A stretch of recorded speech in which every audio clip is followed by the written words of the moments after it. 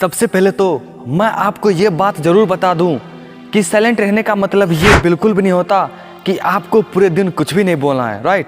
Silent रहने का तात्पर्य यह है कि आपको फालतू विथआउट एनी रीजन नहीं बोलना है। बिना सोचे समझे अगर आप कुछ भी बोलते हो तो वो बोले गए शब्द आपके लिए मुसीबतों का जड़ बन सकता है। And yes, one more important thing, इतना भी कम ना बोलो कि लोग आपकी खामोशी को आपकी कमजोरी समझने लगे। आपको ये बात पता होनी चाहिए कि कब, क्या और कैसे बोलना है। दोस्तों, आप अपने डे टू डे लाइफ में ऐसे बहुत सारे लोगों को देखे होंगे जिनसे अगर आप कुछ पूछना चाहो, किसी मुद्दे के बारे में बात करना शुरू करो तो वो बोलते जाता है, बक बक बक बक, दूसरों की बात सुनता ही नहीं है बिल्कुल भी। तो आपको ऐसे लोगों की तरह नहीं करना है बिल्कुल भी। किसी के सवालों के जवाब इतना ही दे जितना कि पूछा जाए।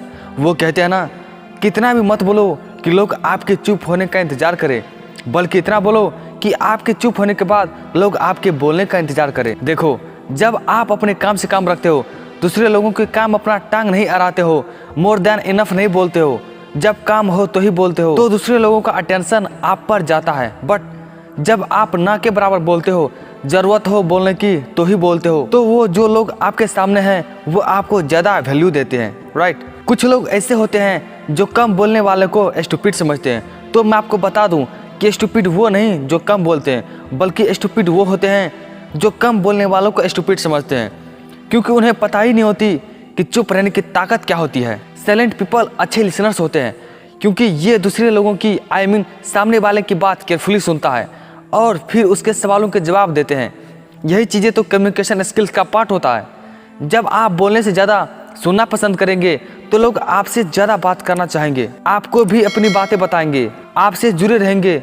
वो दूसरों से ज़्यादा आपसे बात करना पसंद करेंगे क्योंकि हर कोई चाहता है कि सामने वाले व्यक्ति हमारी बातों को ध्यान से सुने, हमारी बातों में इंटरेस्ट ले। और दूसरी बात ये कि साइलेंट लोगों में सेल्फ कंट्रोल ज़्यादा होता है, राइट। सेल्फ कंट्रोल का मतलब होता है खुद पर नियंत्रण।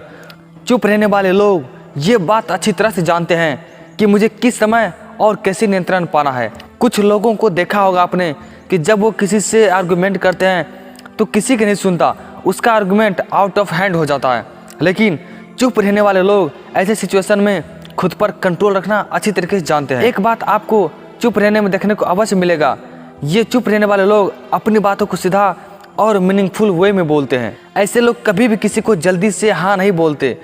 किसी भी काम में किसी को हाँ बोलने के लिए ऐसे लोग थोड़ा सा वक्त लेते हैं सोचने के लिए और बाद में सोच समझ कर जवाब देते हैं। जैसा कि आप सभी जानते हैं कि जल्दबाजी में लिया गया फैसला हमेशा गलत होता है, इसीलिए आप हमेशा किसी भी बात को सीधा और मीनिंग वे में बोलिए। जब आप साइलेंस रहने के इतने सारे फायदे जान ही चुके हो तो आप ये भी बात जान लो कि अगर आप किसी के साथ गहरा रिश्ता बनाना चाहते हो तो इससे पहले आपको उस इंसान के साथ ट्रस्ट बिल्ड करना होगा, और ट्रस्ट बिल्ड करने के लिए उस इंसान की बातों को ध्यान से सुनना होगा।